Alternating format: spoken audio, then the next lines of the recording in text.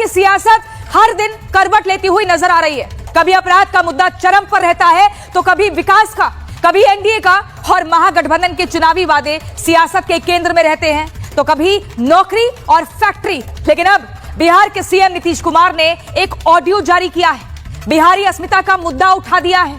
नीतीश ने अपने इस वीडियो में बिहार को शर्म के गर्त से निकालकर गर्व की शिखर तक ले जाने की बात कही है। यानी नीतीश कुमार ये बताना चाह रहे हैं कि भैया विकास हुआ है बिहार में, बिहार बदला है, बिहार में अब जितने लोग रह रहे हैं वो बिहारी सुनने पर गर्व महसूस करते हैं, एक फख्र की अनुभूति होती है। अब बिहार में कोई ऐसा डर नहीं है जो पहले 20 साल पहले हुआ करता था।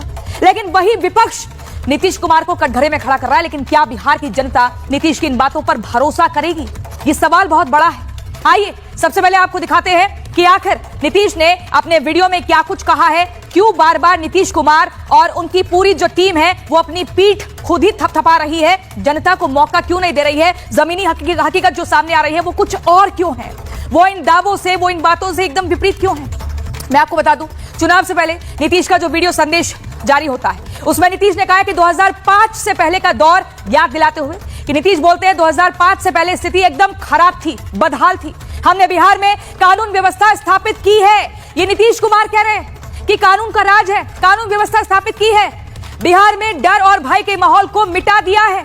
ये मौजूदा मुख्यमंत्री नीतीश कुमार का कहना है। नीतीश ने बिहार की अस्मिता का मुद्दा उठाया है और अब बिहारी कहलाना गर्व की बात है, ये नीतीश कुमार कह रहे हैं।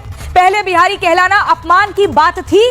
नीतीश ने विकसित बिहार का विजन भी बताया है कि कैसे बिहार इतने सालों में बदला है, कैसे बिहार में विकास हुआ है। बिहार की सड़कों की बात की है, वहां पे युवाओं की हर वर्ग के स्वास्थ्य की बात की है, पढ़ाई शिक्षा की बात की है। लेकिन मैं आपको बता दूं, यहां पर देखिए हम दो तस्वीरें हम आपको दिखाएंगे और कंपैरिजन करके बताएंगे। ये दो तस्वीरें आप देखिए, जंगल राज वर्सेस सुशासन। सुशासन आप देखिए लालू का शासन साल 2005 की अगर बात करें तो उसमें हत्या हुई थी 3423, ये आंकड़ा मेरे पास है, 3423 हुई थी हत्या। लेकिन वहां पर नीतीश के राज में आप देखिए 2020 की अगर बात करें तो वो हत्या का आंकड़ा गिरकर 4139 हो जाता है। यानी कि सीधे तौर पर लगभग 13% की गिरावट आती है 2005 से 2020 के बीच में। ये हम बता रहे हैं आपको कंपैरिजन करके।